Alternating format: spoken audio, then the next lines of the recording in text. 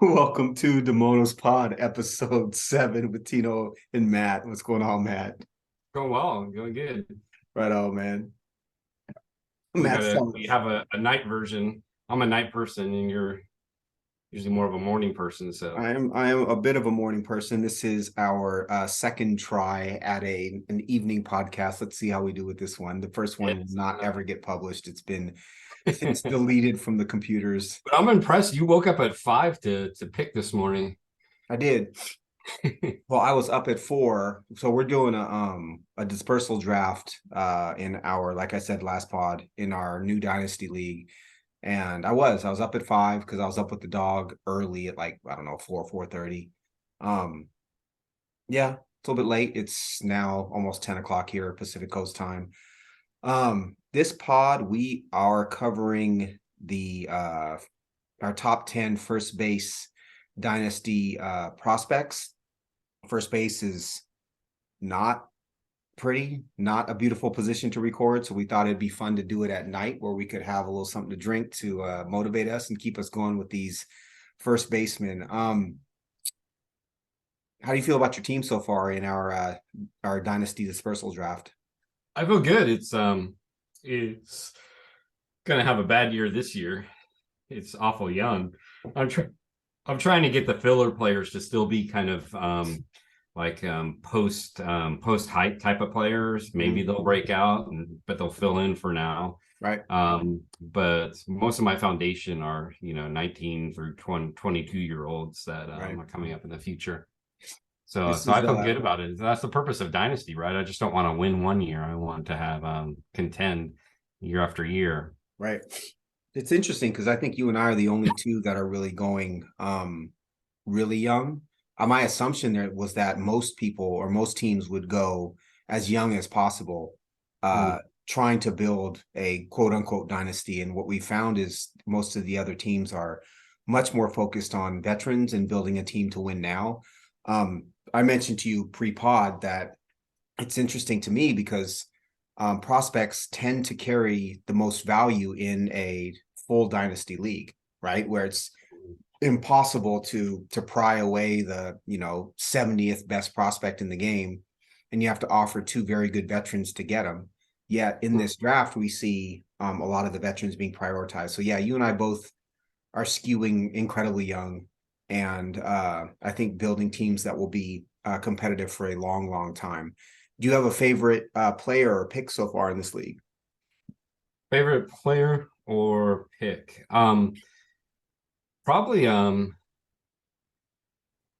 one of my later ones, Vaquero with the Nats. If we're looking at international prospects, just his athleticism, his speed, already showing maturity at the plate. Great plate discipline. To me, I wrote you after I got him because we haven't done FYPD yet. I would rather have Vaquero than Green because Vaquero has that has the athleticism plus the contact, the plate discipline, and then the incredible speed. I think he was, they tend to be pretty conservative with international prospects. I think he was BA had him at 65 speed, but I think he shows closer to 70.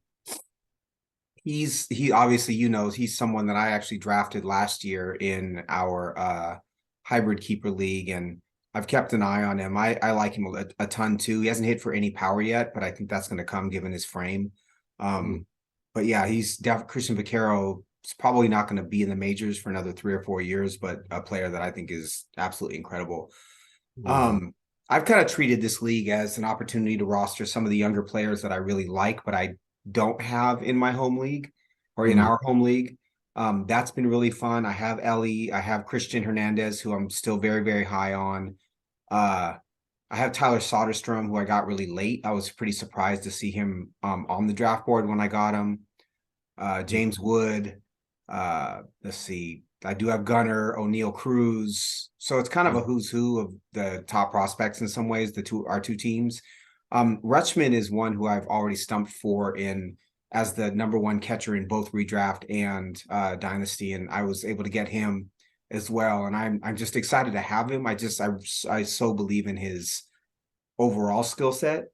And I think it's pretty crazy when people I think doubt his quick ascendancy to the number one spot. To me, having him on your team gives you the same advantage that having Buster Posey did in Buster Posey's prime. That's what we're looking at from Rutschman.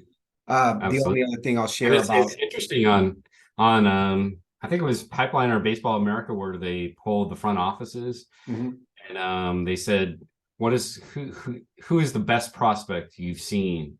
And Rutschman made a lot of those lists as far as the college prospect. Well, you think about, if we're just starting a major league team, what are the positions that are most important to you? It's catcher, shortstop, and center field, right?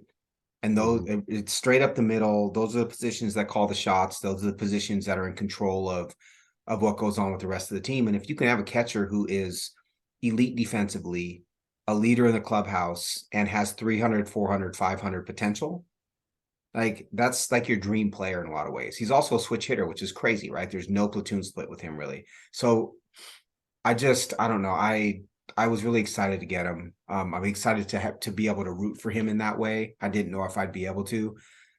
The only other thing I'll share about this draft is, and we're still in the middle of this draft, is I love the young pitching, that the younger major league pitching that I was able to draft. I have Hunter Green, Logan Gilbert, Tristan McKenzie, Edward Cabrera, and Freddie Peralta.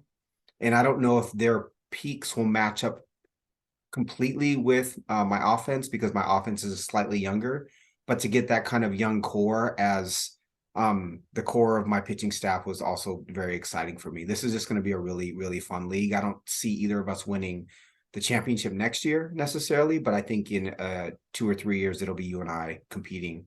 And if any of you guys are listening to this, because I'll send this podcast to the group, I do respect your teams.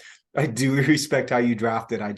My own personal kind of approach to a draft like this is to skew young. So it is what it is. All right, man. First base.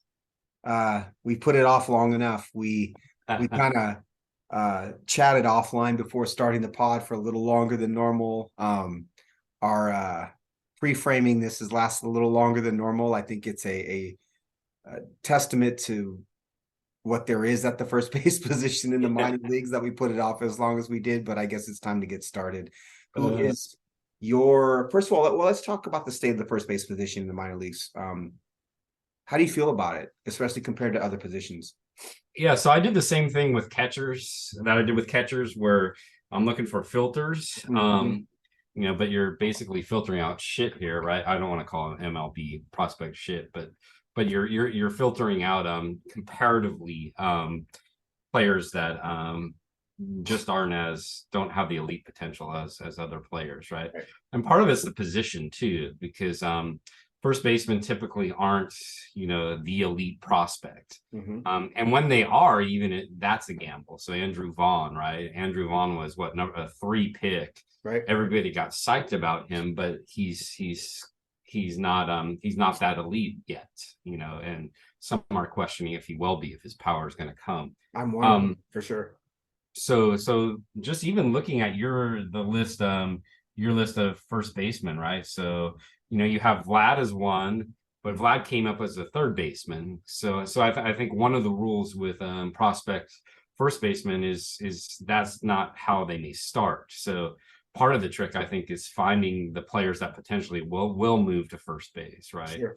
Is that going to be a Walker when Goldschmidt retires? Is that going to be Wood? I know Wood is 60 speed, but he's big and has that frame. So it's finding those type of players. So Vlad's there, but then you get to Freeman. Freeman was a 2nd round pick, right? Right. And then you get to Alonso, 2nd, 3rd round. Goldschmidt's not a 1st rounder, right? Right. So none of these, and Vinny was a 5th rounder? I believe so, but he was not 5th round college players. So none of these players came up as lead. Olsen was a 1, but Olsen was kind of like a mid to late round 1, I think, right? Well, and So you also have, if you look at just dynasty ranks too, you've got Soderstrom, who still might be a catcher. I mhm, believe Josh Naylor was something other than a first baseman, and he obviously plays corner outfield a little bit. Josh Bell mhm, plays corner outfield a little bit. Torkelson was drafted with the intention of him maybe playing third base and then mhm, moving to first if he couldn't hack it there, which is what obviously what ended up happening. Ty France played second and third base. I'm looking at my redraft now. Um, we talked about Josh Bell already. Yeah, I think your point is very well taken that it is kind of the end of the road for a lot of players. And so in these rankings, can you identify those players who might be at the end of the defensive spectrum and will end up at second? Interestingly, so I'll spoiler alert, um, I'll reveal that I do have in my top 10, I have Jacob Berry, who was drafted as a maybe third baseman, maybe first baseman next, and potentially DH. Michael Toglia, who is a first base but played some corner outfield for the Rockies. Christian Encarnacion Strand, who is debatable whether he's a third or a first baseman, but I believe on the Reds, given Marte and Ellie and some of the other prospects, he ends up at first. Kobe Mayo, who is also a corner infield first third baseman guy, who he's not playing over Gunner, right? Um, Lazaro Montes, who is an outfielder currently, but is 6'4" and maybe 6'5", and very easily could end up at first base for the Mariners. Tyler Soderstrom, who is both the first baseman and a catcher right now, but probably ends up at first base. So for me, actually 6 out of 10, mhm, 60% of the people or the players on my list are potentially going to end up at other positions mhm, and started at other positions and may end up at first base. So I think your point is incredibly well taken. I think you can apply that even if we move down into the players not in the top 10. mhm, The question will be, will they end up at first base or not? And do they have enough bat to stay there? mhm. It's crazy. Yeah, yeah. And there's clearly kind of there's a tier here of maybe four players that probably are on the top of many boards, and then Mhm. it gets pretty random after that. Right. It's So, so one other thing I'd like to add is I made a preliminary list based on numbers and kind of what it's typically my process is I'll make a list based on numbers, based on what I think of that prospect, the things that I've read, some of the at bats that I've seen.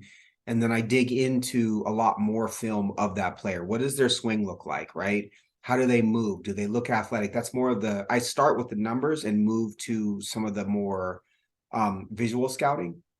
mhm, And what was fascinating to me about first is you had some really pretty swings, right? You had some players who look like they're gonna hit. Tristan Casas looks like a hitter, right? Tyler mhm, Soderstrom, even though he hit 267 and people were really critical of him as a hitter last year, looks like he's got that really beautiful left-handed swing. You know he's gonna hit. Even Mervis has a really nice swing. Lazaro Montes, if you can find film on I'm telling you, the dude can hit. mhm, But then you start to get into like Encarnacion Strand, who's stocky, right-handed, not what you think of as a prototypical first baseman. Jacob Berry, who I have him at 9, but he's not athletic, and we don't know if he can really hit major league pitching yet, right? mhm, Ivan Melendez, who's not in my top 10, but was a draft pick of the Arizona Diamondbacks out of Texas. I think he was the home run king in college last year.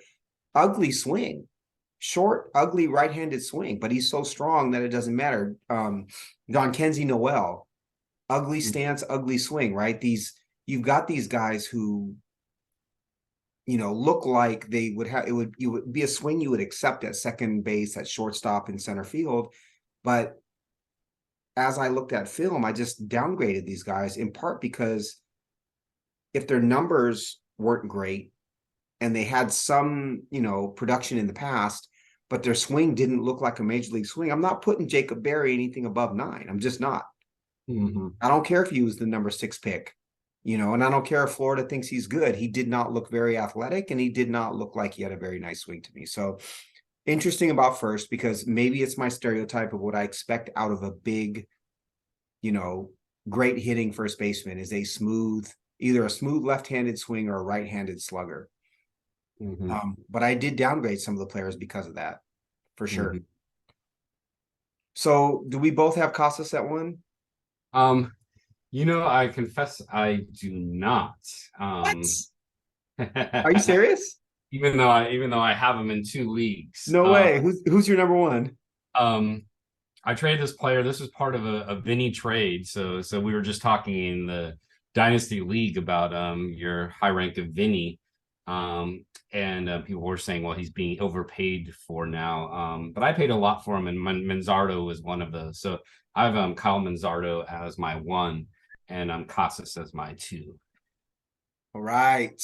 Well, I guess this is where we get started talking about ugly swing versus pretty swing, because I like Manzardo a lot. He didn't strike me as your prototypical, big, powerful, awesome first baseman. He also is in the Rays organization, which, famously does not give a ton of plate appearances to young players. Let's talk about why Manzardo is your number one. I'm actually really surprised. You are. Yeah, so chiefly for me, and let me pull him up here. And I have them back to back with Casas. So he's over 80% contact rate. And he has the walk rate as well, so he's not like a sloppy high contact guy. He's very selective in his pitches. His hard hit is decent. His EVs aren't close to Casas, right? Casas is elite. I think Casas BA just published the exit velocities from last year, the average, and Casas was at 92, and Manzardo was at 89.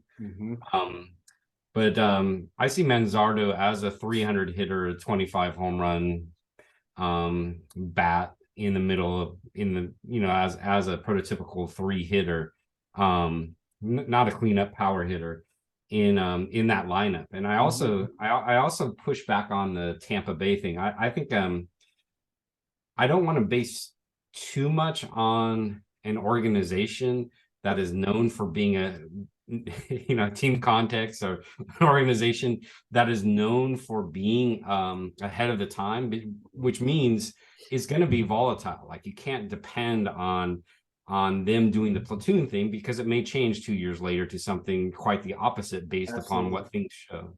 So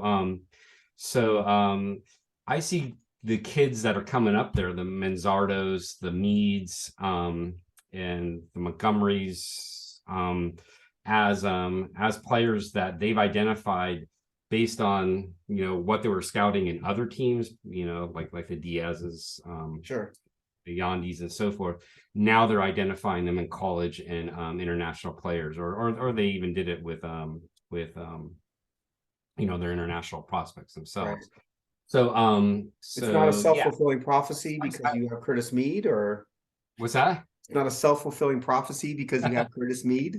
Yeah, it's not. No, Jerry, I think. But again, I traded Manzardo, and I traded him out of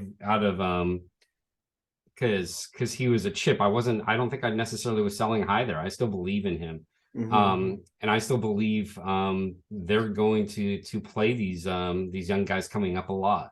Manzardo, the other thing about Manzardo, and this may be what he has over a player I still have in Mead. His splits are pretty consistent as a lefty. Yep. Like Mead mashes left-handed hitters as a right-handed hitter, and he's good enough against righties, but Manzardo is pretty consistent across the board when it comes to that. So to me, he's just that prototypical hitting first baseman. He's not going to give you the power of Casas. He's not going to ever be 30 to 40 home runs, but I think he'll consistently be around 300, especially as the game changes with the shift rules. If he is as good of a hitter as we think he will be, I agree with you. I don't think, I tend to say that most talented players with Tampa will get between 400 and 500 plate appearances, right? Because we see them do that a lot with, the majority of their guys. But they gave Brandon Lau, who like Manzardo can hit left-handed pitching as a left-handed hitter, over 600 plate appearances 2 years ago. Because he was that good of a hitter. He had 39 home runs, right? So I don't think as an organization they're afraid to give those types of plate appearances to a player they believe is a star. They're going to give them to Wander Franco. They're going to give them to Randy Arozarena. They're going to give them to Yandy Diaz. I think they'll give them to Kyle Manzardo. I don't know if they'll give them next year to him. I'd love it if they did. And I think Curtis Mead, depending on what they want to do at second base, will also get those plate appearances. But I think your point is well taken. It's not, when we have ideas about what organizations are, these aren't static definitions of the organization, right? Organizations change. And an organization like Tampa, as we learned in Moneyball, it has to change. It has to be ahead of the curve. It has to have the edge on everyone else in order to maintain any sort of advantage, right? So Tampa continuing to do the same thing, by definition, is the wrong thing for them. So I think that's a really, really powerful point, and it's something I haven't necessarily considered with the Tampa Bay Rays and with their prospects. I appreciate that point, and I think there's a lot of truth to that. So, as you and I both typically say, like, I think you just go with talent. And if you think Manzardo is a really talented 300 hitter that's going to hit 25 home runs, who gives a shit if he plays for Tampa Bay or, plays for the Cincinnati Reds? It doesn't really matter. He's still going to play if he is that good. And I think they've proven that they're willing to do that. I actually dropped Manzardo all the way to 5. I had him in my top 20 in my initial top 100. He's not going to be in my top 20 anymore. It's not it's not an indictment of his skills or his numbers or of the Tampa Bay organization as much as it is. I just kind of watched him on film a lot more than I did at the beginning of the offseason. And I see a smaller player, and I see a smaller player who, when I look at his build and his swing, and I couple that with the lower exit velocities, I start, compared to other first basemen, I start to wonder, is he going to hit the ball hard enough in Major League Baseball?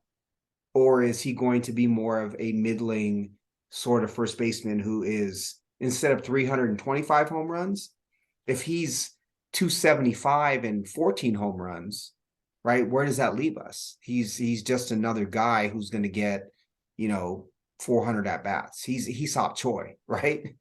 Not that Hee-Seop Choi is hitting 280, but that's basically what he is.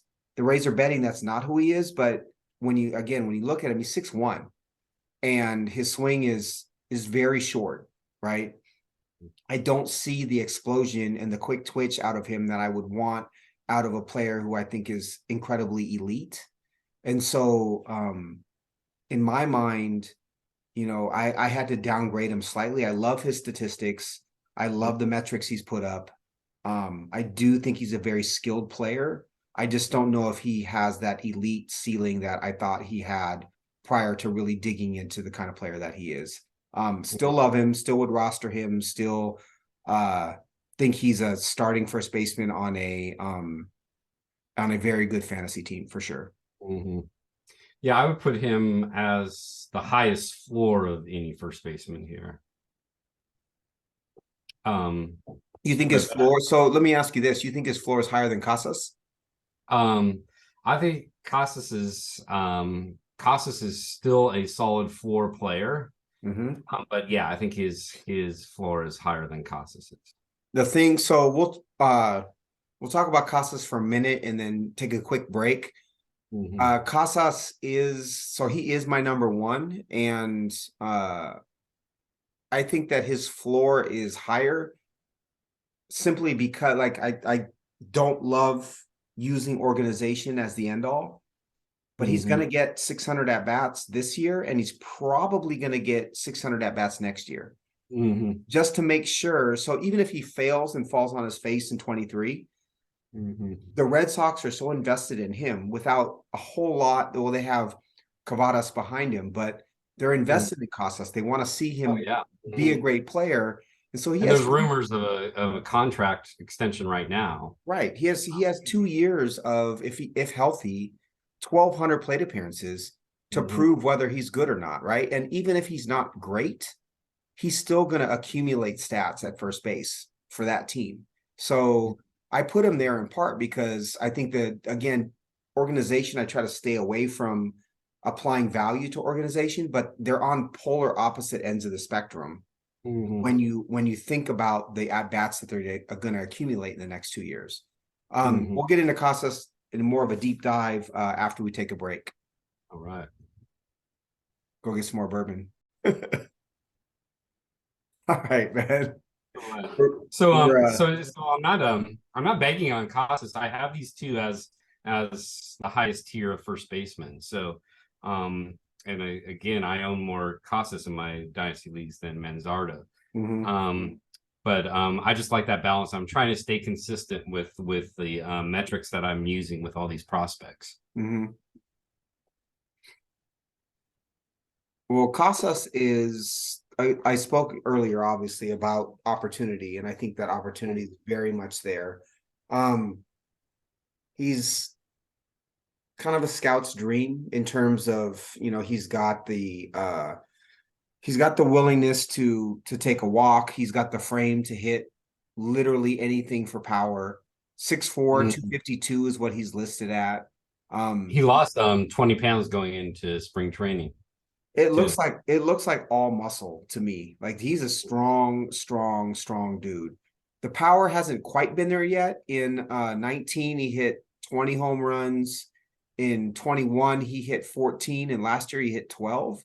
But he's Mm. so big that it's very hard to envision him not hitting 20 home runs, especially if he gets to plate appearances. He did run a very low launch angle in 22 in the majors. And so I Mm. think that's something that's worth watching. The interesting thing about Casas to me is he's much more of a hitter than he is a slugger at this point in time. And I Mm-hmm. think when people look at his frame, they assume that he's a slugger. And, you know, Pipeline has his hit as a 55 and his power as a 65. I Mm-hmm. think that he's probably closer to a 60 hit and current 55 power with the potential to get up to a 65 power. Yeah, his raw is certainly high, but but currently it's yeah, and maybe that's the skills he's working on right now, right? Right. But As far the as with him, the but pedigree's there, right? He was first round yeah. pick, 26th overall in 2018, out of Florida. He's a power prospect who's not gonna, you could hit 30 home runs, but be a first baseman that hits 230, and you're not worth that much. He's gonna be a 270 to 290 sort of hitter with power, and depending on where he hits in that lineup, he's driving in runs, right? Mm. If he's hitting second or third or even fourth, he's scoring 85 to 100 runs. Um, Mm-hmm. I think that he is the safest bet of the first baseman to have opportunity. He's got the pedigree and he's got the swing to. I don't think he's a superstar.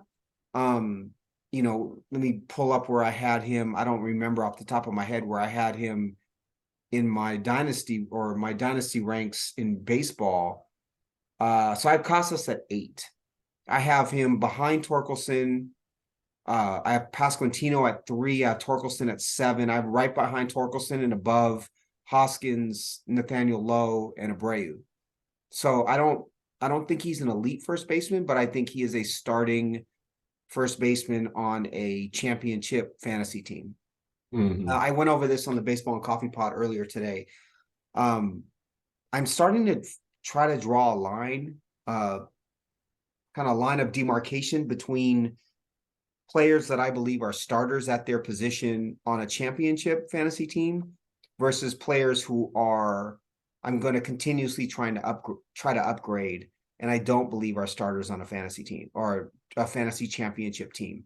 And Casas, I believe, can be a starting first baseman on a championship team. But is not going to be elite. You're going to have to compensate a little bit for his lack of power, I think. And obviously he doesn't have any speed to speak of as well. Mm-hmm. Do you see him potentially as being a top 5 first baseman?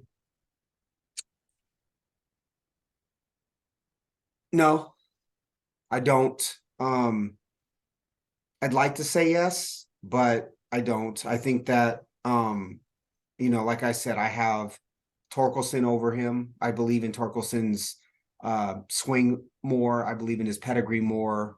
I believe in them moving the fences in more. And I look above him. I see Olsen above him. Olsen's going to be older when Casas peaks, but I think Olsen is going to continue to hit for power. I've got Pasquantino above him for sure. I've got Alonso above him. I think Alonso, as a 35-year-old, is still going to hit 35 home runs. And I certainly have Vladito above him. So top 5, we have Vlad, we have Alonso, we have Pasquantino, we have Olsen, we have Torkelson. Yeah, there's an outside chance. But I'm not overpaying for Tristan Casas right now in a dynasty league. I don't think he's my make or break whether I win the league or not, right? I would much rather gamble on Torkelson being an MVP. If you're asking me, does Casas have the potential to be an MVP? No, absolutely not. But still a very good player, and I think a very good player for a long, long time. That said, it's a testament to the first base crop that he's my number one, and I'm kind of lukewarm on him right now.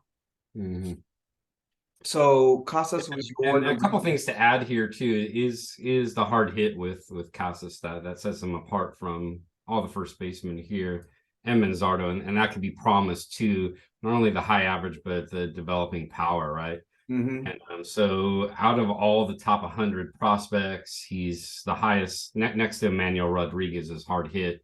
He's at 40%, 40 hard hits. So and then in EV, it's kind of cool with this list of the average EV from Baseball America. He's the highest at 92. There's a few others. Gunner's at 92. James Wood is at 92. You say Jameis Wood? I said like Jameis Winston. No, I said James Wood. I thought I heard Jameis Wood. No, you're drinking too much Bud Light, man. Nah, man. Yeah, so it is interesting that I remember this list last year. There weren't very many 92s. There was a lot of 90s and 91s, but the one that stood out was O'Neill Cruz. I think it was like 94 or 95 with average EV. Right. So anyway, I like how he hits the ball hard, and I can see that continuing to develop. The last plug on him is he go check out his Twitter page, because he posts some really random shit that's really funny. Nice. He kind of has that first baseman personality, right? Right. I didn't watch Casas much when he came up at the end of last year. He had a 56.6% ground ball rate and a 2.2 degree launch angle. But previous to that, in the minor leagues, he never ran above a 42.8% ground ball rate, other than a couple of at-bats in 5 plate appearances in rookie ball in 18. Most of the time, his ground ball rate was somewhere between, it was somewhere in the the mid 30s to the low 40s, which is what you look for. So, for maybe someone can comment on this that watches the pod. What happened in his at-bats with the Red Sox that caused him to hit the ball into the ground so much? Something there, they found a hole there somehow, and I don't know what it is. Maybe I go back and watch all 95 plate appearances at some point, but there's something that Major League Pitching was doing to get him to hit the ball into the ground as much as he did. That is a little bit of a concern. I'll be paying attention to that particular number over his first 100 or so plate appearances this year, and certainly in spring training. Too bad Boston's not in Arizona. We can go see him. Man, I can't fucking wait. So you have Manzardo at 1, Casas at 2. Who's your 2? Tyler Who's about Soderstrom okay. is my number two. First base prospect, Oakland A's. Uh, I think they still have maybe holding out some hope to that he's still a catcher. I don't think he is. I think he ends up at first. I think they set him there and forget him there for the next 6 years until he becomes a free agent, at which point in time he becomes a player for someone like the New York Yankees. Soderstrom is 21. He's 6'2", 200 pounds, left-handed hitter. Uh, Drafted by Oakland in 2020 in the first round, the 26th pick overall. He is the son of Steve Soderstrom, who was a quarterback. Uh, Oh, I didn't know that. The Stanford quarterback? mm-hmm. Oh, no way. That's cool. Okay. Well, I think Steve Soderstrom went to Fresno. Is that right? It says Fresno here. Oh, I really? thought he went to Stanford as well. But he signed for $3.3 million over a slot bonus because he had committed to UCLA, I believe. Anyways, Soderstrom is, at first, I think he'll be an average first baseman. I don't care that much about defense. I just care about where I can slot him in my dynasty team. Last year, he hit 29 home runs in 505 at-bats, 105 RBIs, 40 walks, 145 strikeouts. His triple slash was 267, 324, and 825 OPS. I love the 29 home runs. I love the window of opportunity with Oakland. I think that any young player in Oakland is going to get tremendous opportunity to play. That's just the nature of the economics of their franchise. And Soderstrom is their number one prospect. What I really liked about him and why I elevated him to 2, because previously I did not have him at 2. For this exercise in ranking them, I watched a lot of film, and he does have that prototypical left-handed kind of power player swing, right? Likes to get his hands extended. Just really pretty swing, and it's very easy to dream on his talent and see him as a 30 home run hitter. He's got some of that like Matt Olson vibe to him when I watch him. And if you can pick a player now who's a minor leaguer who's going to produce like Matt Olson, you're in business. I think Soderstrom's ceiling is higher than Casas. I think Casas is more likely to be a better player than Soderstrom. But what I saw watching his swing, he's got a very, very pretty swing, and I'm willing to bet on him. He's a player that I would like to roster in all of my dynasty leagues. Where do you have Soderstrom, or did you rank him for first baseman or catchers? I ranked him for first baseman. I have him in the next tier with Mervis together. I have him as 3. Got it. What do you do with his K rate? It's not awful, but it's not It's close not to great. what we look for. It's at 26%, right? And then with a first baseman, I wouldn't mind that 26% if his walk rate was better, but his walk rate's only 7.2, which is kind of shocking for the A's. I didn't, Right. usually they're looking for that high there. So I think with him, he's got,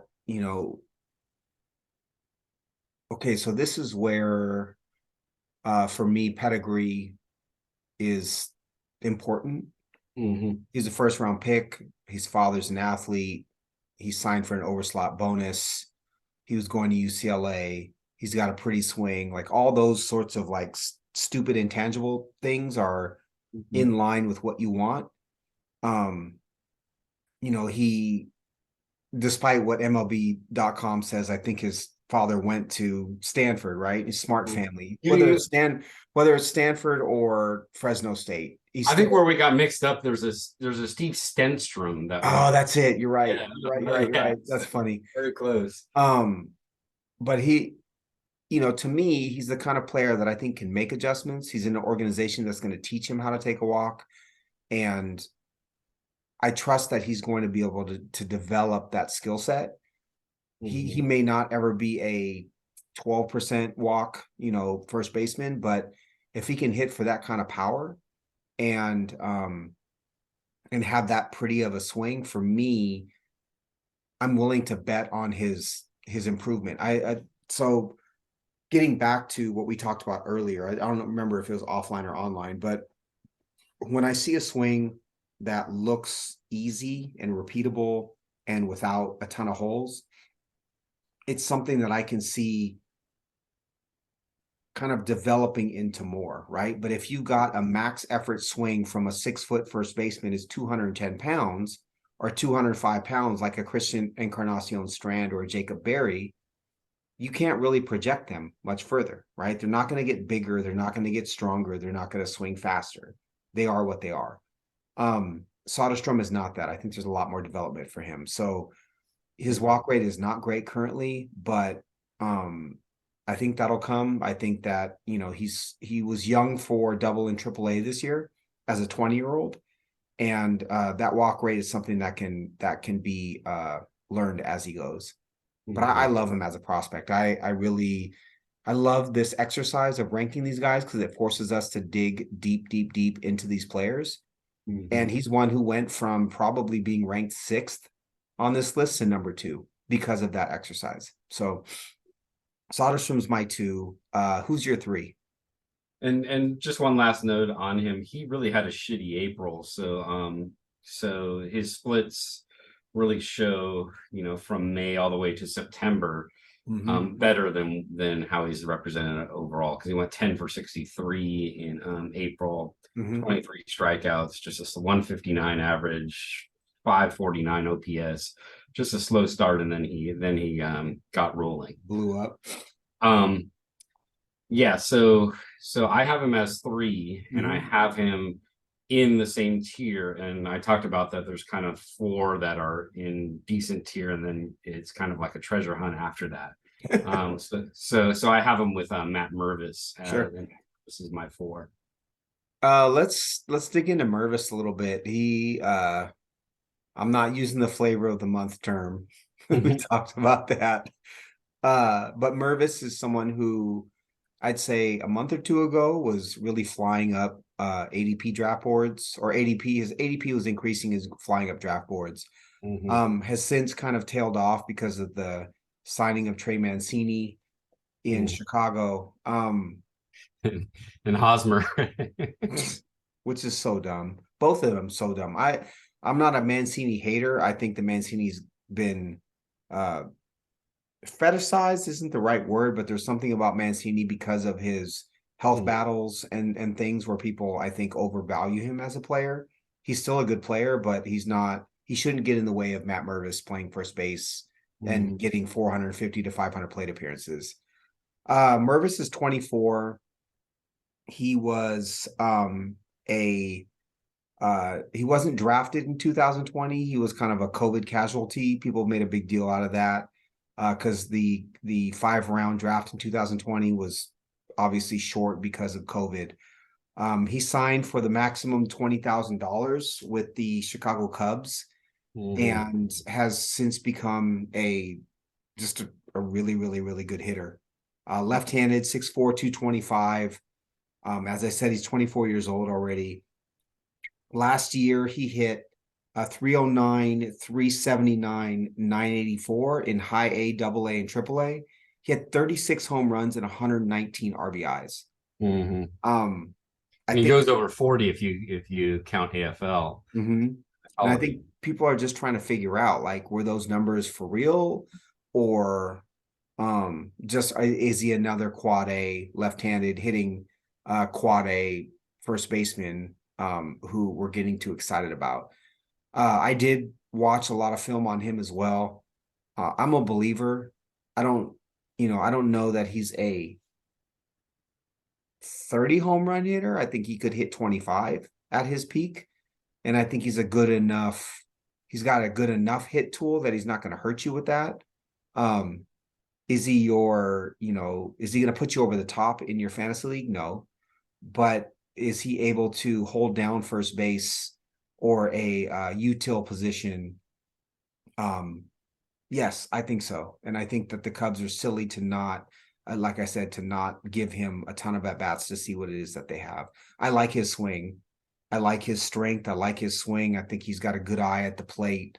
I think he's a very solid player.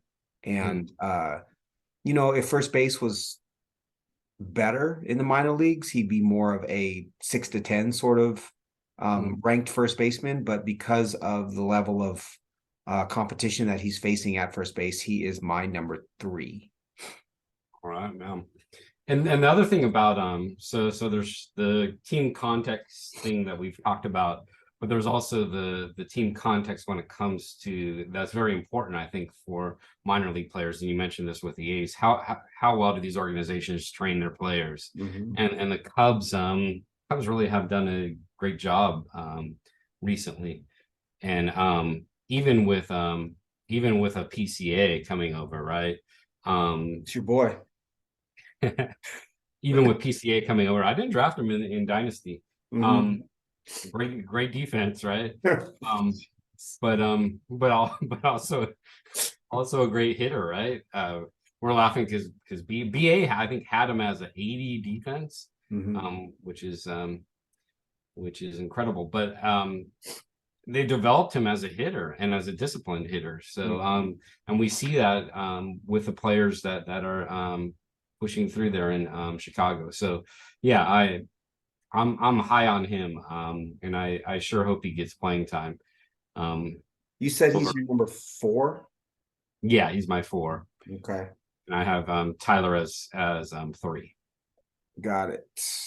So it's kind of like tier 1 with Manzardo and Casas right here, and then the next tier with Mervison and Soderstrom 3, and then a huge drop.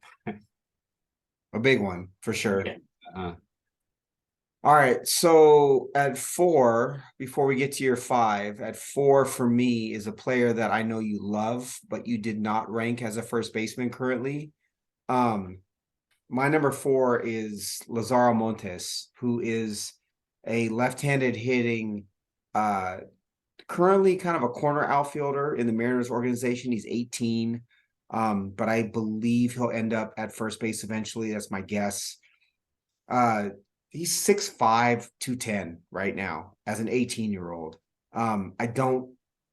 Unless he becomes Aaron Judge or James Wood or Jameis Wood, as you would say.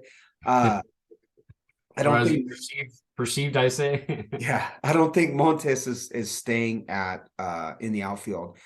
What he is a very powerful hitter with a pretty good bat to ball skill. The comp is like the super high end comp with him is Yordan Alvarez. He just has a beautiful left-handed swing. I know he's 18. I know it's high to rank an 18-year-old as the 4th best first baseman prospect, but that's the kind of swing I think he has. He did sign with the Mariners for $2.5 million in 2022 in the January 15th period. He's a native of Cuba, but I believe he was in the Dominican when he signed. He was their highest signing that year, right? He was. But he's a run producer, right? He's got the kind of swing that you can. I think he's going to be a pretty high, above average hitter. For me, I see 60 hits, 70 power with Montes, potentially. I don't have him ranked above Mervis, Soderstrom, or Casas because he's 18 years old. But I do think he probably has the highest ceiling of any of those players. When you ask me, is Casas a top 5 first baseman? I say probably not. Montes, if he plays first base and he hits the way I think he's going to hit, is that elite top 5 first baseman, right? For those who haven't heard of him or barely heard of him, I encourage you find whatever film you can. He's got a lot of grainy film of him hitting in dirt fields, basically. The swing is badass. The swing is fucking beautiful. Go look at it and you'll see why I rank him 4th. I know you don't have him as a first baseman. What have you seen with Montes when you've watched so far? Because I know you like him as a prospect. Yeah, same thing. I had him in Dynasty. I actually traded him to you as part of the Ford trade, right? Seattle trade there. Yeah, same thing. He fits the profile of a power hitter that makes hard contact, that has decent plate discipline that's going to be developed by the Mariners. Mhm. 4 or 5 years ago, I wouldn't be confident in that, but now I think the Mariners really have a system set, right? And I think Hellenic is kind of an outlier of the system, right? Um, I think none of the other players are going to start their own clothing line when they get called up, right? Nice. Get caught up in that stuff, right? And this isn't either, right? So yeah, so I like him a lot. Yeah, if I had him as first baseman, I would have him, maybe this top five, and then the drop off kind of coming after him, or him kind of in between that drop off. Right. I would like to see more evidence of how the metrics will look as he gets into the low minors and stuff. Sure. Not that I love these ratings, but Pipeline has him as a 60 power and Fangraphs as a 70 raw. Wow. 60 games, 70 raw. Um, Fangraphs also has his hit as a 45, and I think it's much higher than that already. But point is that he has that upside potential to be the number one first baseman prospect by the time he's ready to become play in the major leagues and be a Seattle Mariner. All right. So Montes was my 4. You gave your 4. Who is your number 5? My number 5 and 6 are both out of Boston. So Nick Cavadas at 5 and Blaze Jordan at 6. Ooh, a little Blaze Jordan sighting. Yes, I like both as far as their plate discipline goes. So and that coupled with their hard hits. So Cavadas has a little more swing and miss than Blaze Jordan, but he's at 29.5 K rate. But his walk rate is 19.8, and I like seeing that, and I think that would lower the K rate there. So he's not like some of the players we're seeing in this category where they're over 30 and then they have like a walk rate that's closer to 10 or under 10.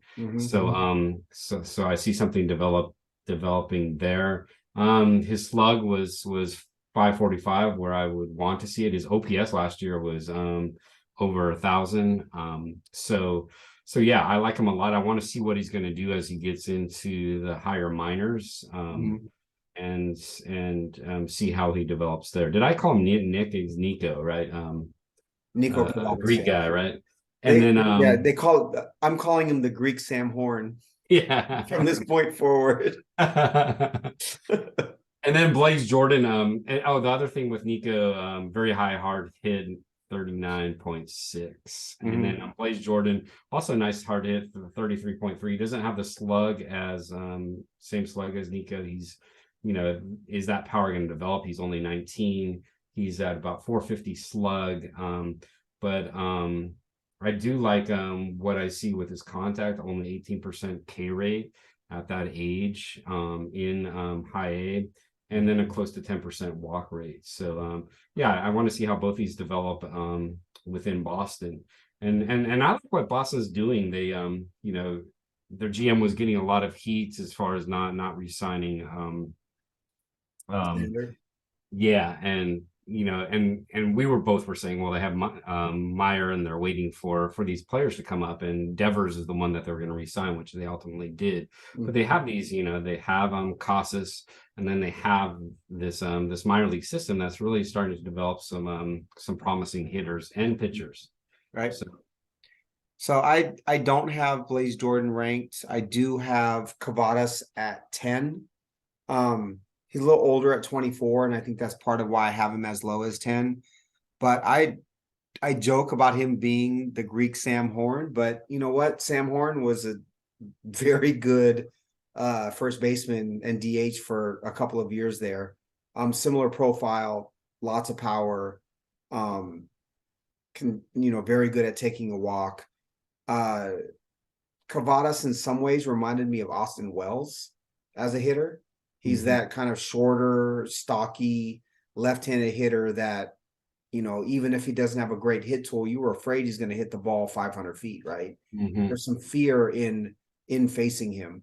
But he does have that first base only kind of build and foot speed.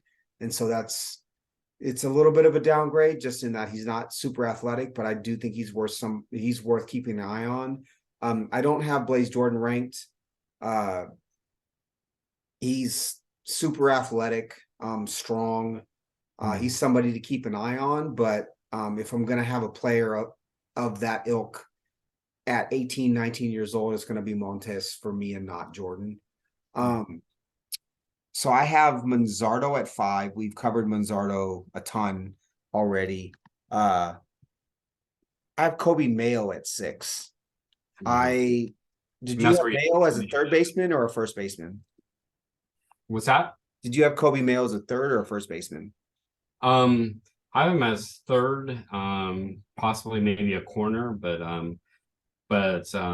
yeah, I'm not a believer in Mountcastle, so I can see him moving over there as well. So Mayo was a 4th-round pick in 2020. He's 6'5", 215. He's played, I believe, the majority of his games at third base so far for the Orioles. But part of my ranking him as a first baseman is that I just believe Gunnar is going to end up at third eventually. He's too big, and I think they're going to want him to concentrate on his offense. So I see Gunnar as a third baseman, and they're going to need a first baseman eventually. In Baltimore, Mountcastle's skill set is probably going to be too costly once he hits kind of the end of arbitration for what he actually provides. Mayo is a power over hit sort of right-handed slugger. 6'5", 215. He hit 19 home runs last year in 388 at bats. He did strike out 114 times, 246, 326, 782 OPS. But he's an athlete. And I think part of what I like about Mayo is, there is, like I said, there is some swing and miss right now. There's probably 60 to 65 power. But when you're an athlete like him, you've got an athletic build. He's got some hand-eye coordination that is currently present. I think it's better.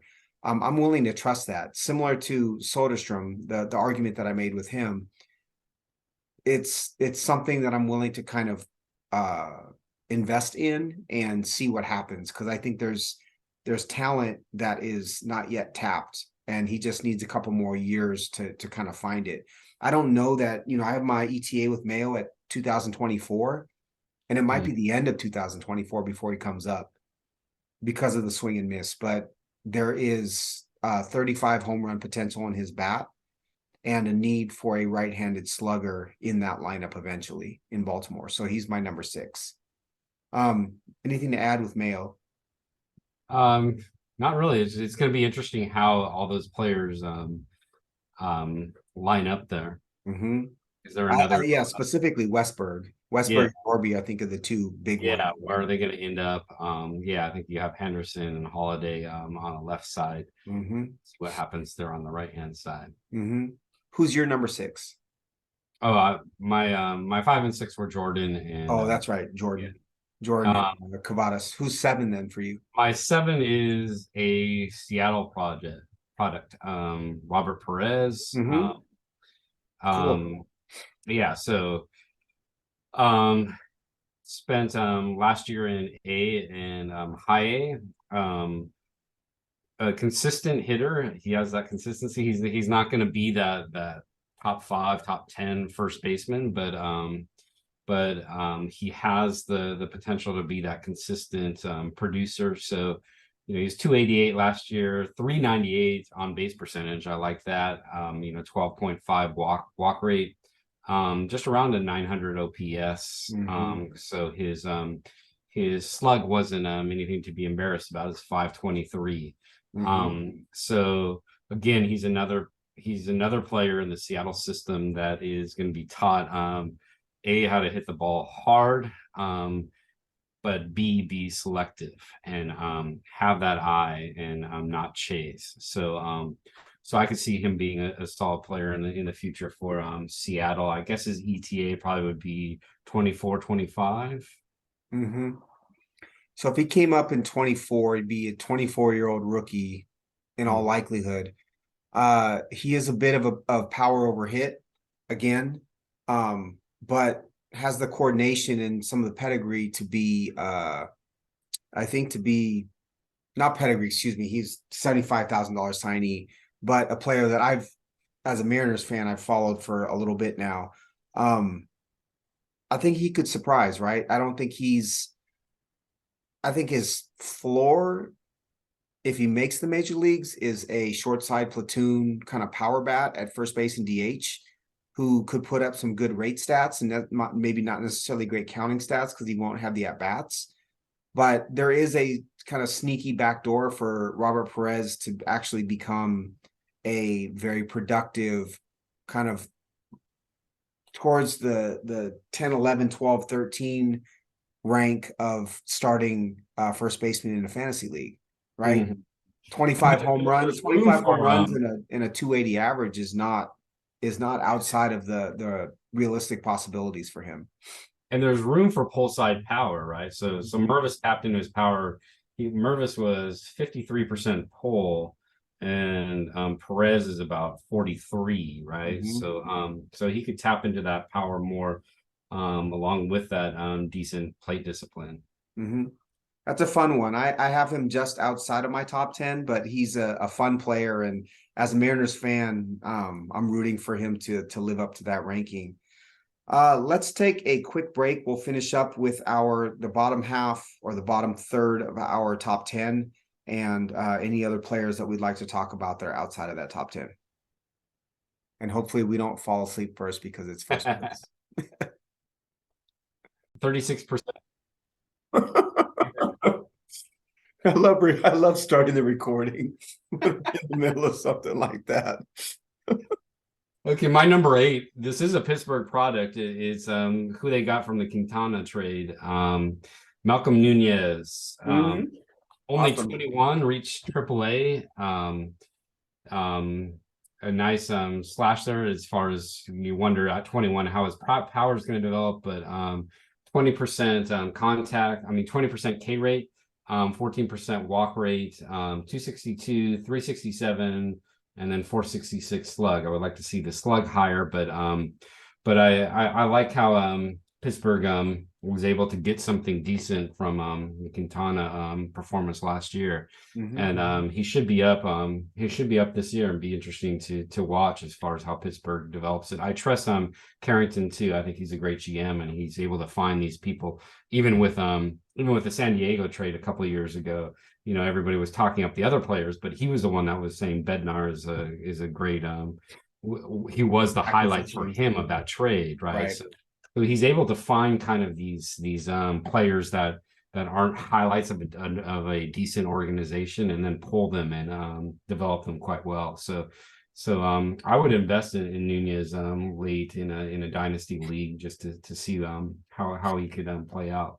I think Andy Rodriguez is the poster child for for Charrington having a pretty good idea as to what's going on with players that others don't value in the same way. I'm pulling up the roster resource page for the Pittsburgh Pirates right now because I want to see who's blocking Malcolm Nunez currently at first base.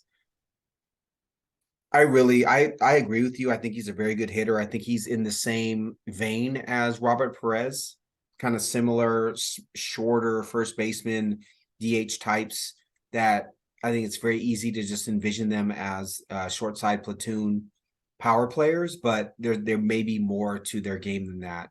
So currently, first base DH, the Pirates have Ji-Man Choi, Carlos Santana, Connor Joe is listed as an outfield first baseman, but they don't have a whole lot else, right? If you think maybe Henry Davis or Andy Rodriguez gets DH at bats, it might take from them. They certainly have Mason Martin, but Mason Martin's another left-handed hitter, right? They don't have that right-handed power bat at first base that I think most teams need, at least on their bench as a short side platoon guy, to be able to hit left-handers. So I think there's a place for him.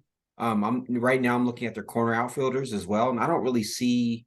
They DFA'd Miguel Andujar. I think Andujar is probably the guy that was going to play that role for them. I think you could see Nunez up very soon, given the depth chart and the skill set. I love it. He's, like I said, he's outside of my top 10. He was pretty close. And if you're looking for some cheap stats in 2023 at first base, I don't think I think there are worse places you could go than Malcolm Nunez for sure. For sure. Right. My number 7 was Christian Encarnacion Strand. You probably had, I assume you had him at third, or did you have him at first? I had him at first, but I did not include him. Was that because he had a really ugly, stubby right-handed swing, or because you just don't like him?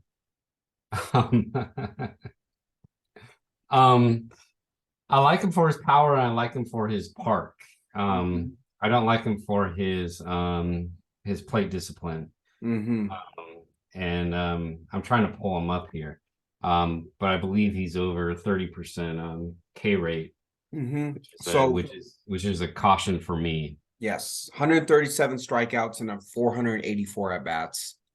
He did hit 32 home runs. He did have 114 RBIs. He did hit 304 with the 368 OBP and a 955 OPS.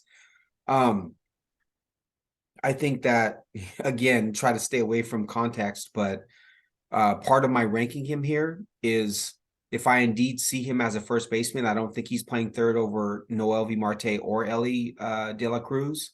So I do see him as a first baseman. If he's playing first base, and he's in Cincinnati, you have to pay, like, this is I really think you have to pay attention to the Cincinnati prospects and offensive players. And you have to downgrade Nick Lodolo and Hunter Green. The park is so hitter friendly that you don't really have a choice in that, in my mind. So, Encarnacion Strand, who is that kind of scrub player that a couple years ago he was hitting all those home runs to right? He got in fights with other players. What position? I think he was right field for Cincinnati. He battled Aquino? Was it was it Aquino, or was it? So he hit a ton of home runs. I don't know if they were to right field. Yeah, I forgot. I don't. He's like a short, stubby white guy. Got the name, but anyway, it just shows to your point that any player could go there. That's even a player that is a veteran that hasn't succeeded elsewhere, and then all of a sudden go on a 20 home run a binge. Streak. Yeah. I think that there's the context is what puts Encarnacion Strand there for me. I don't love his swing. Watching his swing again is kind of short armed, very stocky, 6 foot, 225-pound right-handed swing. I don't love that. That's not something that I particularly gravitate towards. I know Eno Saris talks a lot about short arm players and how they, he likes that kind of what did he call it? Like fire plug type of guy. That's not my cup of tea. I like the long, beautiful swing with extension that can take a walk. But Encarnacion Strand is someone to pay attention to. I think his numbers are too good to not rank somewhere in the top 10, in my opinion. I could see him. He's 23 right now. I could see him taking some at bats from Votto if the Reds are out of it immediately, which is what I expect. And I think if they see him as an A prospect, they're going to put him at first base because, like I said, Marte and Ellie are not going to allow him to play third base really at all. If he does get regular at bats and he is a decently producing regular, I think expecting low 20s home runs and a decent average with the lower OBP is kind of what to expect. So to me, he's not in that top 12 to 16 of starting first baseman. I think he's more of a bench player. But again, speaking to the depth of first base prospects, he's my number 7. Yeah. By the way, it was 2019 and it was Derek Dietrich.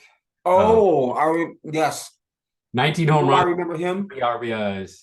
He had a fat gold chain. That's why I Yeah, remember yeah. him totally. And he would unbutton his shirt like way down. Yeah. Bodybuilder type. Yeah. Mm-hmm. And yeah, he broke out there with that huge home run streak. Who's your Yeah, next? but yeah, so he's when we talk about strikeout rates, so Baseball America has in Carnacion Strand's outcomes being a potential all-star in that park, but then with massive contact issues. Mm-hmm. And what gives me caution, like I still, Ellie has those issues, right?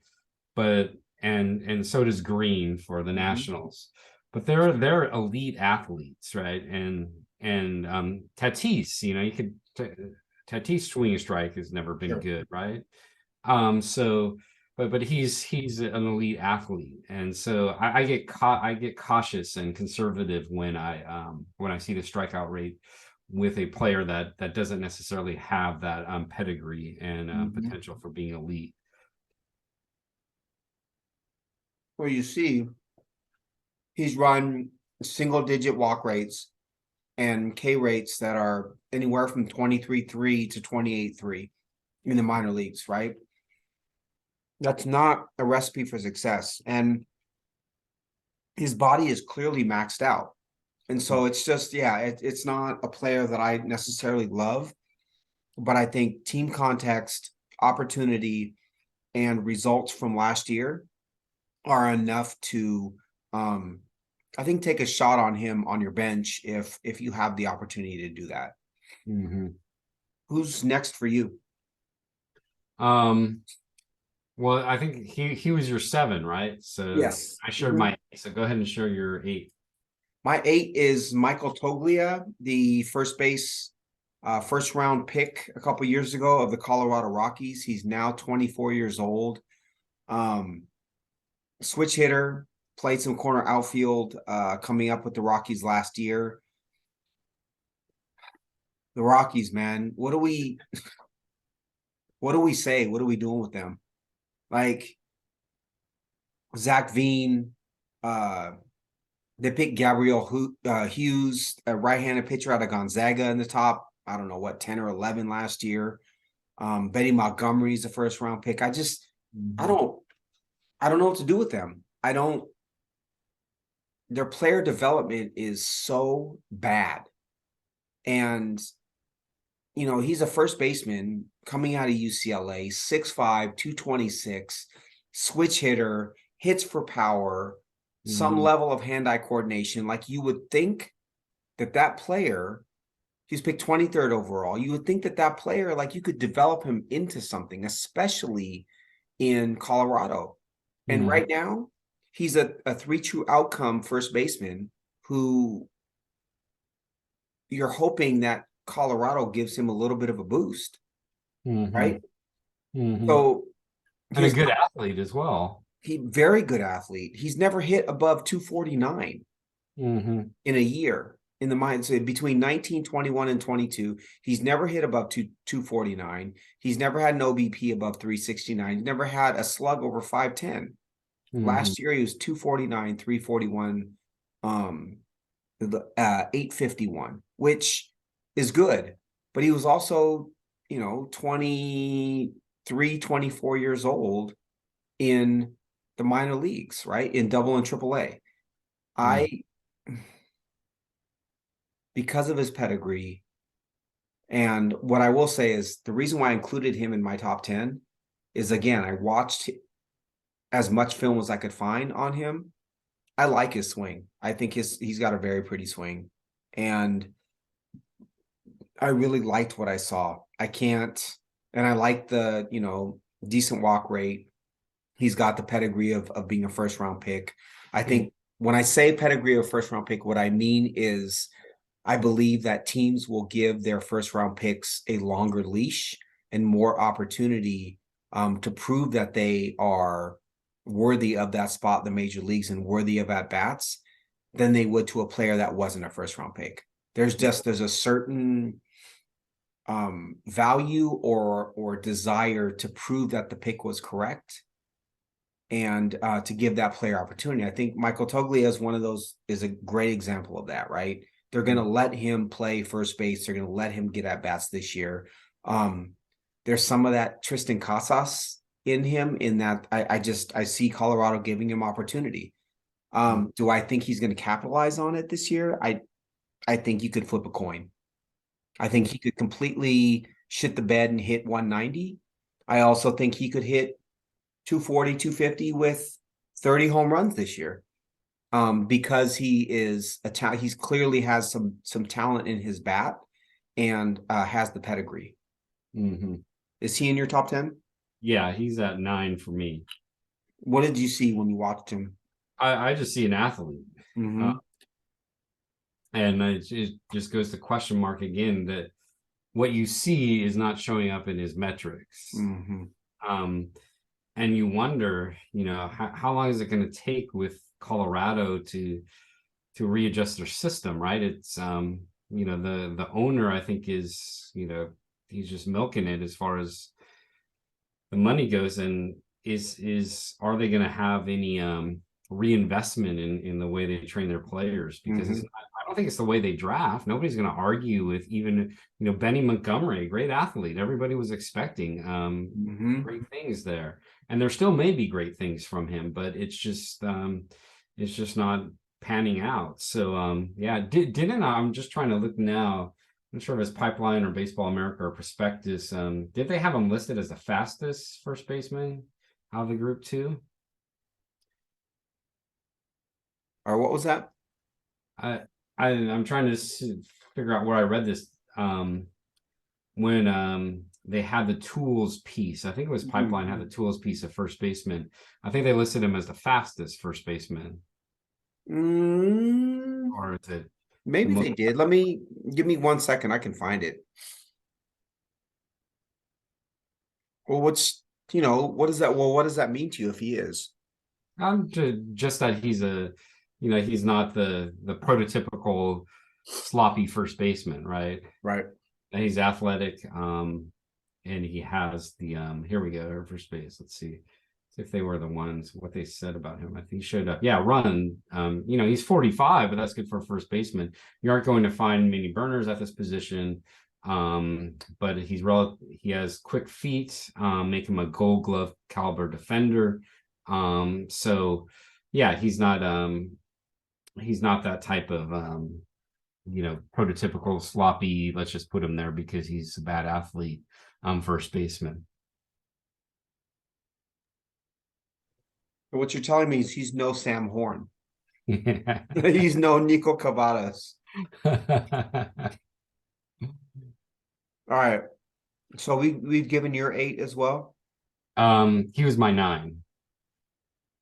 And who was your 8? Wait. Yeah, he was my 9. My 8 was the Pittsburgh player, Nunez. Oh, Nunez, that's right. So my 9 is Jacob Berry. Was it 6 or 7 overall of the Florida Marlins, showing my age. Miami Marlins last season. He was the 6th overall pick, switch hitter out of LSU, was kind of tabbed as a 300 hitter, like almost guaranteed.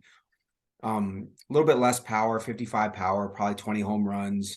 But a very, very coordinated, very good hitter that you would start at third. You would want to see if he's going to stick at third, might move to first or left field.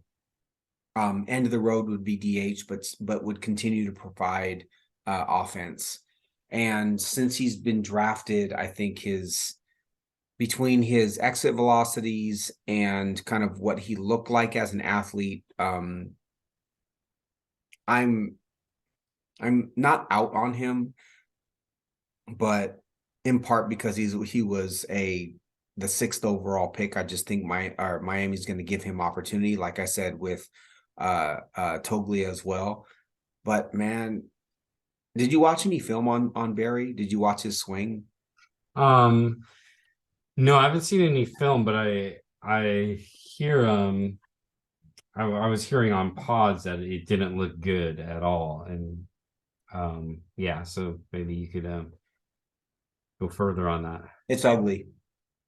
You watch him, and it's not you or me, but it's damn close. It looks like your random dude off the street who's in okay shape going up there and swinging a bat. And swinging the bat with the same exit velocities as you or me. I I rank him here because again, I think he's going to have opportunity. I think the Marlins are invested in him. He has a track record in college of of having a good bat. But everything I saw, I did not like. Like I'm kind of out on Jacob Berry. And they're so desperate for hitters in Miami that I think they looked for proximity here and failed.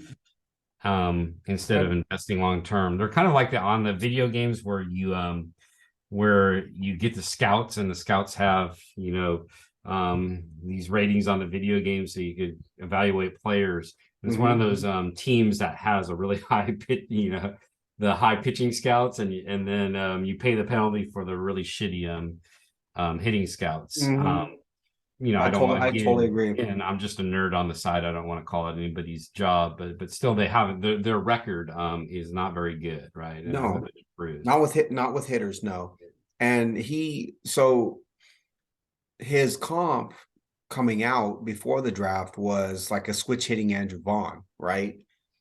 High average, great bat to ball, great hand-eye coordination, kind of smaller, squattier first baseman DH type, but someone who's just going to hit so much that you can justify the pick. Man, again, I rank him here because I think opportunity is king. And I think they're going to give him a long leash, but I did not like what I saw in his first 141 at bats in minor league baseball.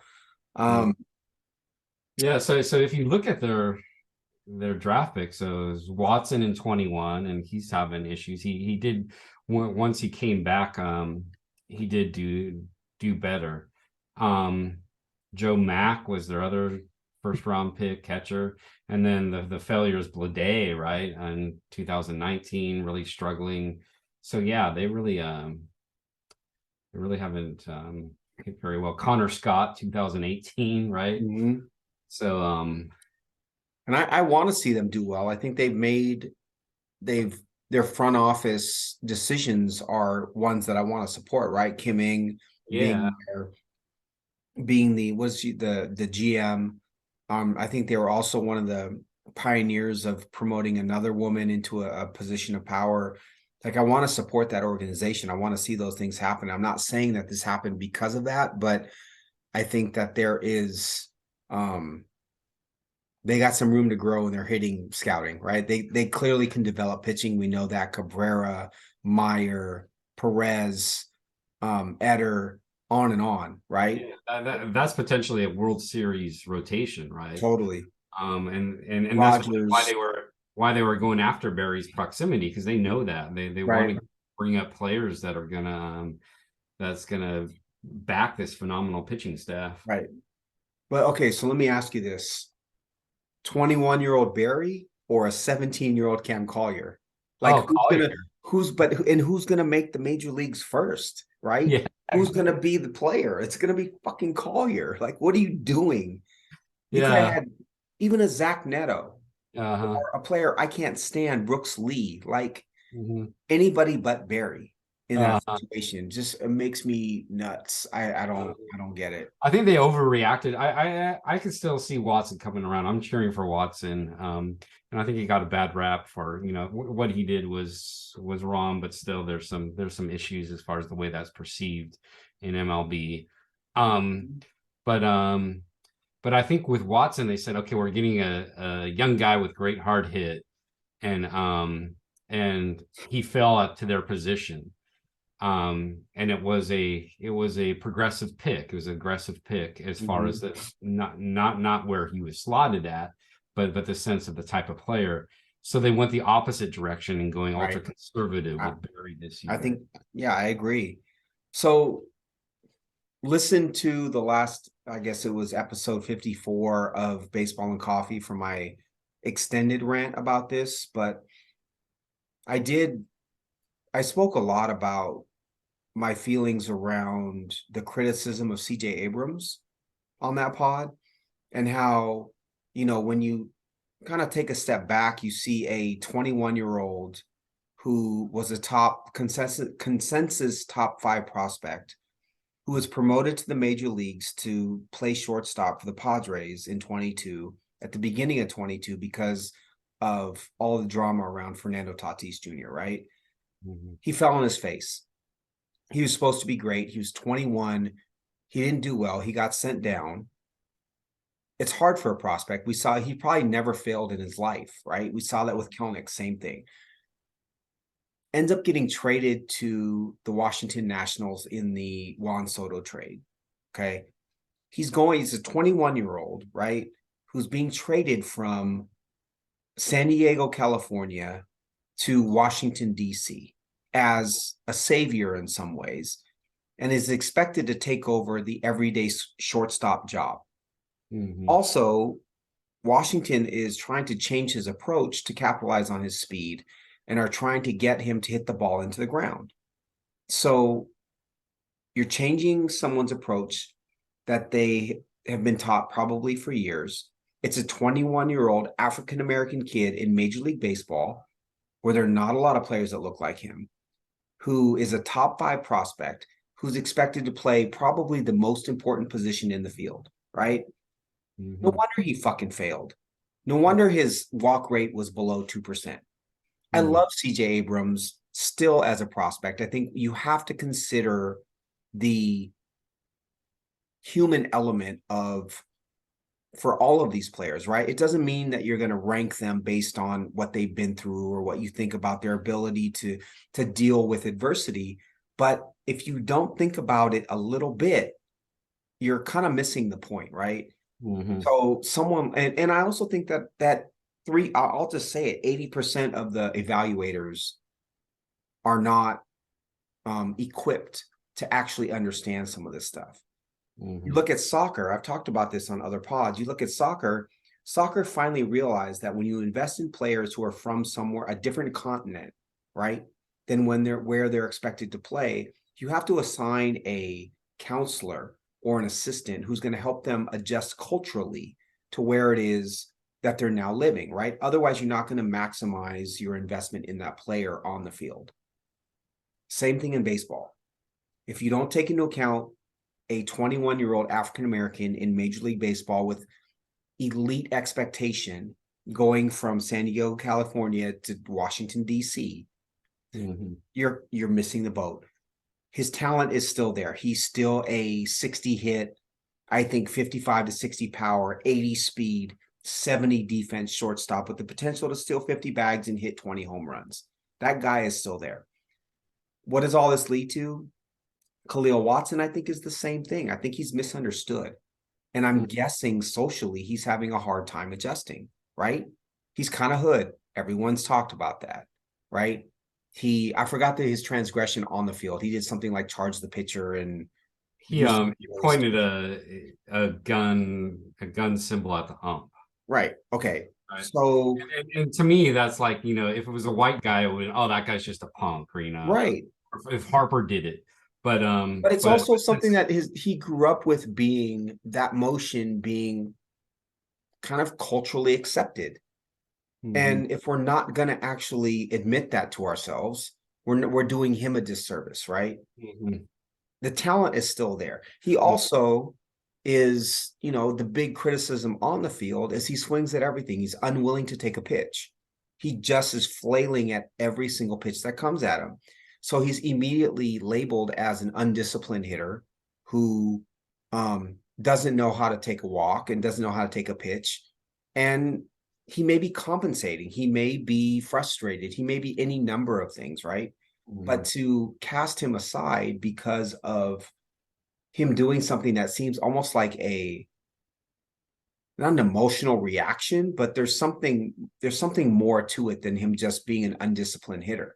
And it also doesn't mean that he can't learn from his transgressions. It's not as if he doesn't want to hit home runs or be an outstanding player. Of course he does.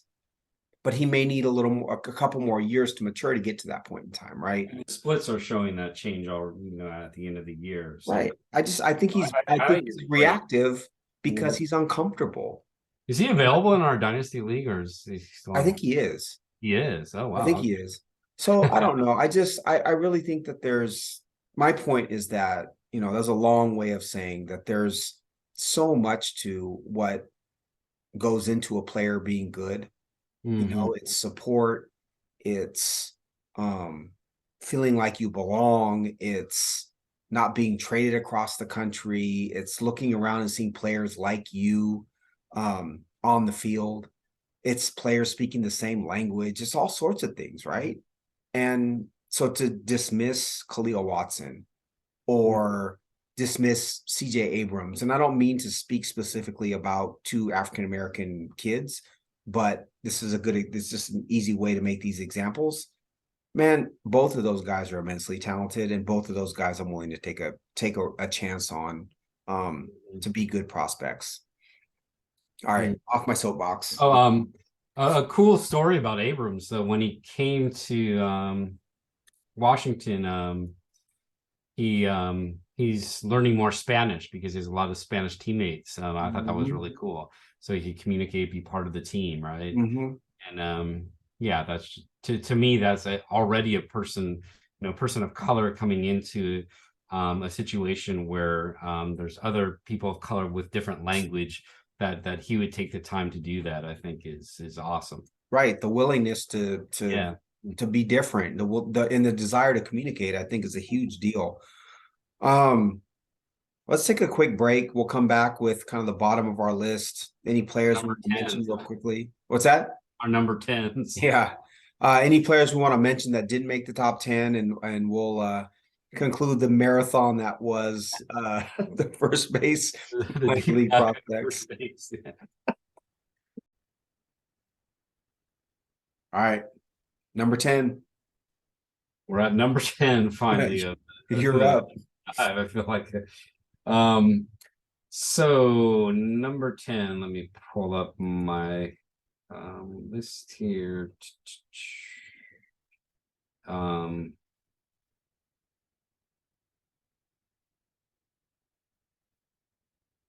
Yeah, there we go. Yeah, Alvin Davis. Yeah, John Singleton, age 30 for Milwaukee Brewers, right? I think he was just DFA'd, right? He was. I remember when he was like the number one prospect too, for first base. So I have De Los Santos at age 19, Arizona. He does have decent pedigree.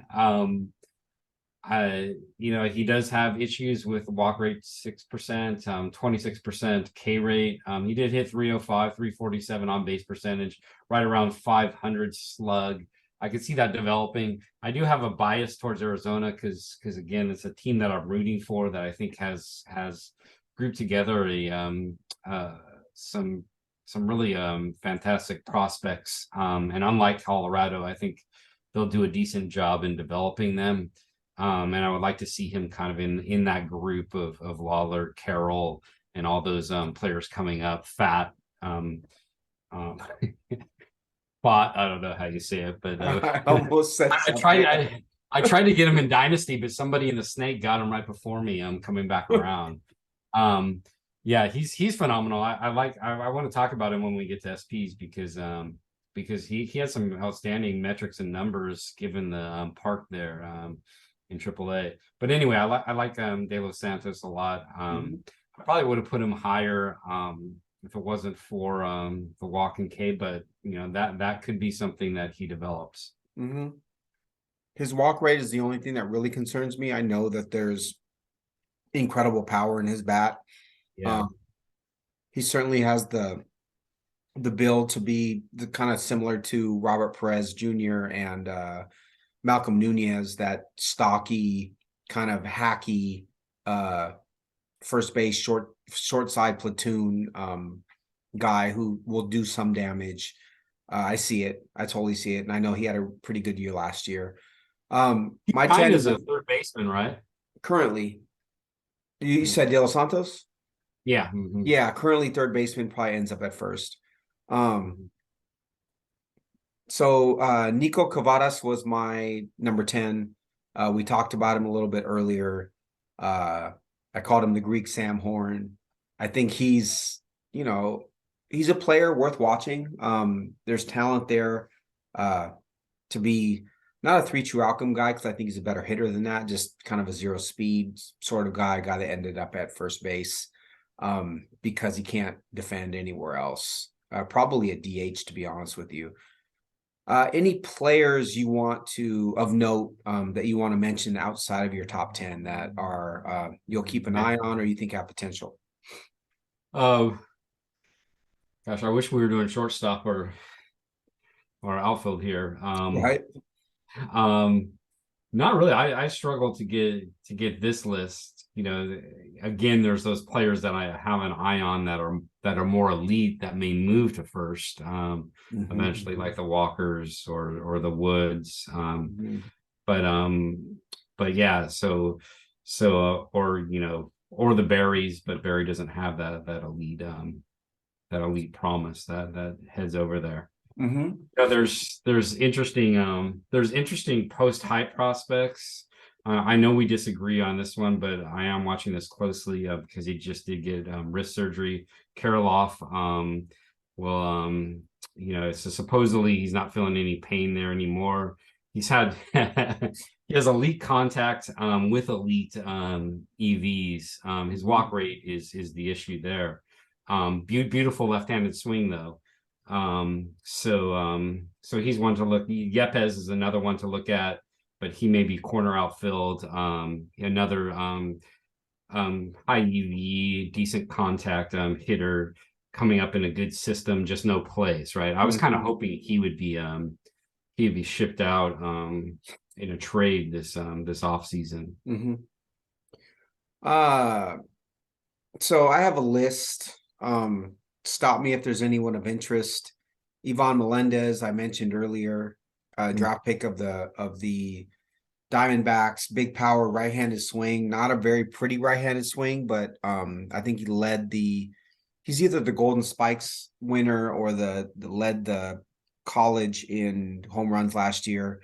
Robert Perez, who you had in your top 10, I have in my just missed. John Kenzie Noel, right-handed power hitter for the Guardians. Those who watched the Futures game saw him there. Strong physical specimen. Tons of swing and miss, kind of all power, no nothing else. Like a starter kit Franmil Reyes type, that's what I saw. Grant Levine is a first round prospect. I believe picked the year after Michael Toglia. More of a hit over power sort of guy that might fit in Colorado just because, line drives play a little bit better than power does there. Mark Vientos, never my favorite prospect, first base prospect for the Mets, a little older now. I think you see him more as a quad A guy. Malcolm Nunez, you talked about in your top 10 with Pittsburgh. Tyler Locklear out of, I believe, VCU, Mariners draft pick. Third, first base, probably ends up at first base, bat first, but a good hitter. Spencer Horowitz, who I think I included him, Toronto Blue Jays. I included him because I think he will get some at bats potentially, not because I believe in his talent. Lastly, Xavier Isaac, who was the first round pick of the Tampa Bay Rays last season.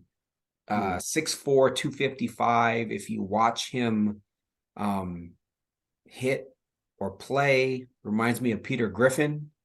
Uh, don't quote me, but like he's kind of it's like a black Peter Griffin left-handed swing for the Tampa Bay Rays. That'd be my comp. I've heard that comp before. Um, Straight from Family Guy. but we're getting to the end of the first base prospects, man. I'm sorry, but Somebody who moved off last year that would have been high on my list, but because of what's going on in Texas as far as how they're shifting around players, I like Dustin Harris a Dustin lot. Harris, yeah, He was listed there, and he would have offered that speed element at first. And right. last year, even though he had a down year last year, he was, compared to the year before, he was 19% K rate, still under 20, and 11% walk rate. He's a good player. Yeah, so I like him a lot. Texas did a great job of snagging him from the A's because he seems like that typical A's type of player. I still see him as a corner outfielder, which is why I didn't include him on the first base list. I think for his bat, if he ends up at first, he's probably number 6, just above Kobe Mayo and below Manzardo. To me, he's 55s across the board, 55 hit, 55 power, 55 run, which translates, I think, into probably a 270 hitter with 20 home runs and maybe 10 steals at first base. Not a bad player. Not a championship player. You might plug him into your util spot and he might be able to play in spurts, especially if your first baseman's hurt. As an outfielder, I think he's more of like an OF3, OF4. But still a player with rostering. I like him a lot as well. You don't want to go back to Xavier Isaac? You're good with that? I want to end that on the Peter Griffin. It literally just came to me, but I was thinking about the film that I watched on him, and I was like, really, Tampa, you're picking this dude? Like, I get the swing, I get the girth, but man, it's pretty bad. All right. Anything else? Anything else from you on first base? Not really, no. Yeah, so this was a slog. I think first base was probably the most, second base isn't going to be like incredibly fun. But man, first base was brutal, bro. Next time I need to find the Brian Griffin comp. We'll get there. Or who's the Quagmire? I'm sure we'll get there. If we do enough evening podcasts, we'll get there for sure. This was awesome, brother. I appreciate you. The countdown to spring training. We'll go into even not as harsh, but still pretty harsh second base next time. Well, it'll be the Termar hour. We'll be good. Yeah. Right. All right, man. Brother. All right, man. Talk soon.